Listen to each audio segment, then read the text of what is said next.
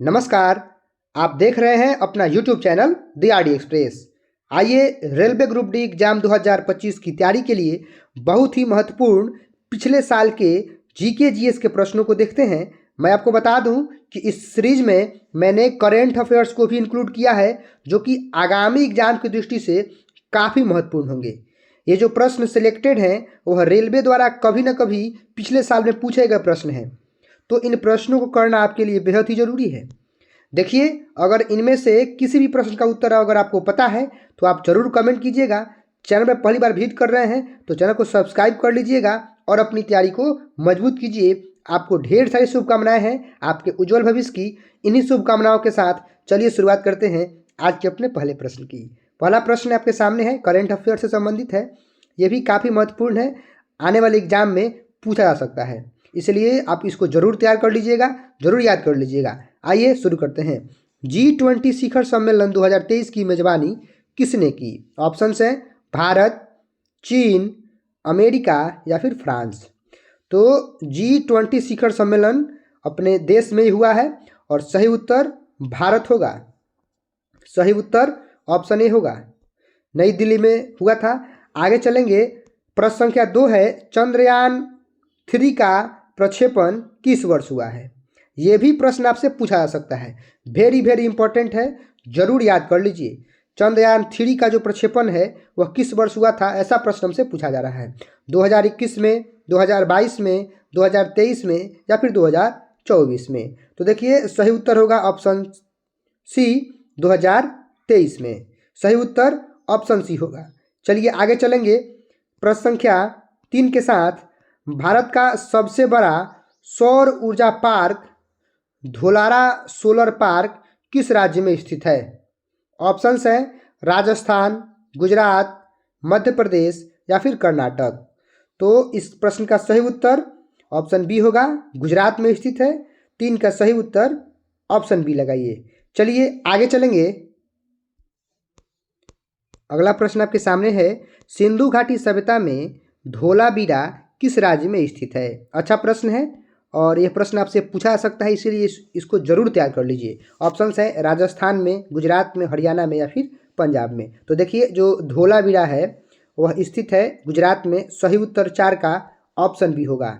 चलिए आगे चलेंगे, विश्व पर्यावरण दिवस 2024 की थीम क्या थी? बहुत अच्छा प्रश्न है, यह प्रश्न आपसे एग्जाम में बिल्कुल पूछा जा सकता है, जरूर इसको तैयार कर लीजिएगा। और ऐसे प्रश्नों को करने के लिए, अपनी तैयारी को मजबूत करने के लिए जो चैनल आपके साथ कदम कदम पे खड़ा है उसको जरूर सब्सक्राइब कीजिए, जरूर सब्सक्राइब कीजिए। और इस प्रश्न का उत्तर खोजेंगे, प्लास्टिक प्रदूषण समाप्त करें, हरित ऊर्जा को बढ़ावा दें, वनों की रक्षा करें या फिर जलवायु परिवर्तन को रोकें। तो देखिए, जो विश्व पर्यावरण दिवस 2024 था उसका जो थीम था वह था प्लास्टिक प्रदूषण को समाप्त करें। सही उत्तर 5 का ऑप्शन ए होगा। वेरी वेरी इंपॉर्टेंट क्वेश्चन है, आने वाले परीक्षा में आपसे पूछा जा सकता है। चलिए, किस वेद को संगीत का स्रोत या फिर संगीत का जनक कहा जाता है? ऐसा प्रश्न हमसे पूछा जा रहा है।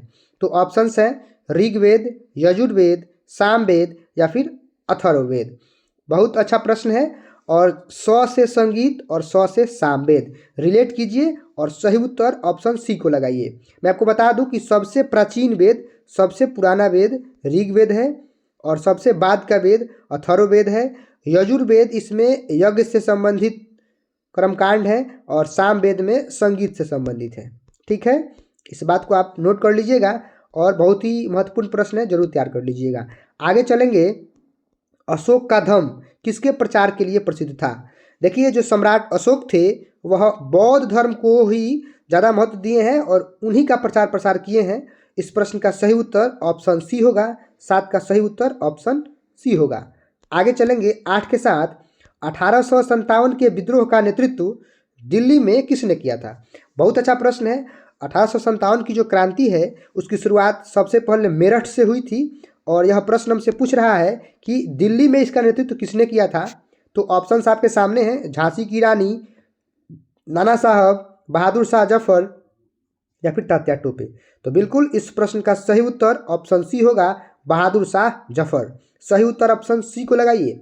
आगे चलेंगे, महात्मा गांधी ने दांडी मार्च की शुरुआत कब की थी? बहुत अच्छा प्रश्न है 1919 में, 1929 में, 1930 में या फिर 1935 में। तो देखिए गांधी जी जो दांडी यात्रा किए थे नमक कर के विरोध में, वह 1930 में शुरू किए थे। सही उत्तर 9 का ऑप्शन सी होगा। वेरी वेरी इंपॉर्टेंट क्वेश्चन है, जरूर इसको तैयार कर लीजिए, आपके एग्जाम की दृष्टि से बेहद खास प्रश्न है। चलिए, भारतीय राष्ट्रीय कांग्रेस के 1929 के लाहौर अधिवेशन में किस प्रस्ताव को पारित किया गया?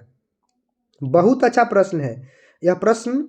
देख लीजिए, दो बातों को इंडिकेट करता है कि 1929 का जो भारतीय राष्ट्रीय कांग्रेस का अधिवेशन था वो कहाँ हुआ था? लाहौर में हुआ था। और उसकी मांग क्या थी, उसमें किस प्रस्ताव को पारित किया गया था, ऐसा प्रश्न हमसे पूछा जा रहा है। तो बिल्कुल पूर्ण स्वराज की मांग की गई थी। सही उत्तर 10 का ऑप्शन ए होगा। चलिए आगे चलेंगे 11 नंबर के साथ। भारत में पहली यात्री ट्रेन कब चली थी, ऐसा प्रश्न हमसे पूछा जा रहा है। ऑप्शंस है 1843, 1853, 1863 या फिर 1873। तो अपने देश में 1853 में ही सबसे पहली यात्री ट्रेन चली थी। 11 का सही उत्तर ऑप्शन बी होगा। चलिए आगे चलेंगे। भारतीय रेलवे का कुल कितने जोन है, मतलब भारतीय रेलवे को कुल कितने जोनों में बांटा गया है, ऐसा प्रश्न हमसे पूछा जा रहा है। ऑप्शंस है 15, 17, 18 या फिर 20 जोन। तो देखिए अपने रेलवे को कुल 18 जोन में बांटा गया है। बहुत ही महत्वपूर्ण सवाल है, इसको जरूर तैयार कर लीजिएगा, जरूर याद कर लीजिएगा। चलिए आगे चलेंगे 13 नंबर के साथ। भारत का सबसे बड़ा राज्य क्षेत्रफल के आधार पे कौन सा है? क्षेत्रफल के आधार से सबसे बड़ा राज्य अपने देश का कौन सा है, ऐसा प्रश्न हमसे पूछा जा रहा है। राजस्थान है, मध्य प्रदेश है, उत्तर प्रदेश है या फिर महाराष्ट्र है। तो देखिए 13 का सही उत्तर राजस्थान होगा। सबसे ज़्यादा क्षेत्रफल वाला राज्य राजस्थान है अपने देश में। जरा कमेंट कर दीजिए कि जनसंख्या की दृष्टि से सबसे बड़ा राज्य कौन है अपने देश में। जरूर कमेंट कीजिएगा, जनसंख्या की दृष्टि से सबसे बड़ा राज्य कौन है। चलिए आगे चलेंगे। ग्रीनविच मेरिडियन रेखा किससे संबंधित है? अक्षांश से, देशांतर से, ऊंचाई से या गहराई से? बहुत अच्छा प्रश्न है, ज्योग्राफी से प्रश्न है और सही उत्तर होगा देशांतर से संबंधित है। सही उत्तर ऑप्शन बी होगा। चलिए आगे चलेंगे। भारत का कौन सा झरना सबसे ऊंचा है? सबसे ऊंचा झरना की बात कही जा रही है, तो ऑप्शंस आप पढ़िएगा। कुंचिकल झरना, जोग झरना, दूध सागर झरना या फिर शिमला झरना। तो देखिए अपने देश में जो सबसे ऊंचा झरना है वह है कुंचिकल झरना। सही उत्तर 15 का ऑप्शन ए होगा। आगे चलेंगे 16 नंबर के साथ।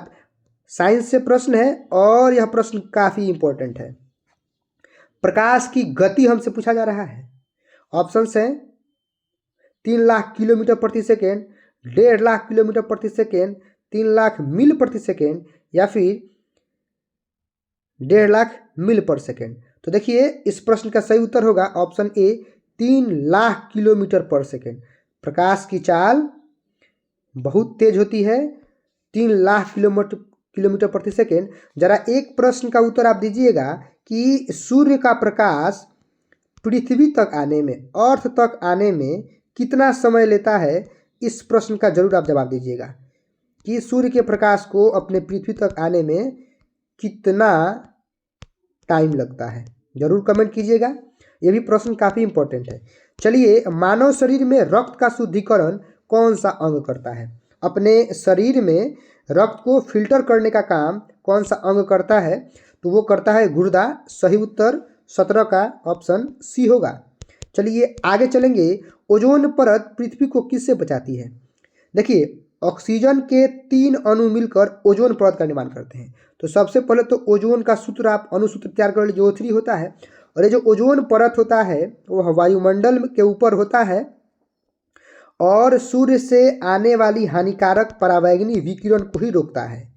हालांकि आजकल जो क्लोरोफ्लोरोकार्बन्स हैं वह इस परत को नष्ट कर रहे हैं, जिसका कुप्रभाव देखने को मिल रहा है। तो इस प्रश्न का सही उत्तर ऑप्शन बी लगाइएगा कि परावैंगनी विकिरण से ही ओजोन परत हमारी रक्षा करती है और इस परावैंगनी विकिरण को क्लोरोफ्लोरोकार्बन्स नष्ट करते जा रहे हैं। ये भी प्रश्न महत्वपूर्ण है, जरूर याद कीजिएगा।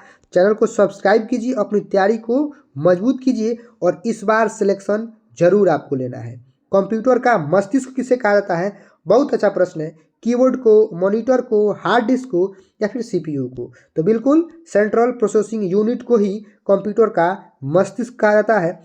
जरा आप जरूर कमेंट कीजिए कि कंप्यूटर का पिता किसे कहा जाता है, कंप्यूटर का फादर किसे कहा जाता है? ये प्रश्न आप कमेंट कर दीजिए। चलिए आगे चलेंगे। जापान की राजधानी क्या है? ये प्रश्न हमसे पूछा जा रहा है। बीजिंग है, सियोल है, टोक्यो है या फिर बैंकॉक है? बहुत अच्छा प्रश्न है और जापान की राजधानी टोक्यो है। सही उत्तर ऑप्शन सी होगा। चलिए आगे चलेंगे 21 नंबर के साथ। केंद्रीय बजट 2025-26 में भारतीय रेलवे के लिए कितनी राशि आवंटित की? वेरी वेरी वेरी वेरी, जितना बोल दे उस भी कम है। इंपॉर्टेंट क्वेश्चन है क्योंकि बजट से प्रश्न तो आएंगे और करेंट अफेयर्स से भी ये प्रश्न हो गया। और सबसे बड़ी बात है कि अपने आरआरबी से संबंधित प्रश्न है, तो इसको तो आपको जरूर क्लियर करना होगा, जरूर याद करना होगा, चाहे कुछ भी हो। ऑप्शन है 2 लाख करोड़, 2.46 लाख करोड़, 2.64 लाख करोड़ या फिर 1.8 लाख करोड़। देखिए इसका सही उत्तर 21 का ऑप्शन सी होगा, 2.64 लाख करोड़। अब देखिए कन्फ्यूजन के लिए 4-6 किया है, नहीं, इसको नहीं करना है, आपको 6-4 को करना है। सही उत्तर 2.64 लाख करोड़ होगा। इसको हर हाल में याद कर लीजिए और लगा लीजिए, वेरी वेरी इंपॉर्टेंट क्वेश्चन है जो कि आपके आने वाले एग्जाम में पूछा जा सकता है। चलिए आगे चलेंगे। भारतीय संविधान को तैयार करने में कितना समय लगा था? बहुत अच्छा प्रश्न है और ऑप्शंस भी आपके सामने हैं। चलिए कमेंट कीजिए और मैं बताता हूँ। 2 वर्ष, 11 माह, 18 दिन और जोड़ लीजिए 6 घंटे, टोटल जोड़ लीजिए कि अपने संविधान को तैयार करने में 2 वर्ष, 11 माह और 18 दिन 6 घंटे का समय लगा था। अच्छा प्रश्न है, जरूर तैयार कीजिएगा। आगे चलेंगे। पंजाबी भाषा किस लिपि में लिखी जाती है? देवनागरी, गुरुमुखी, रोमन या फिर तमिल? तो देखिए जो अपनी पंजाबी भाषा है वह लिखी जाती है गुरुमुखी लिपि में। सही उत्तर 23 का ऑप्शन बी होगा। चलिए आगे चलेंगे।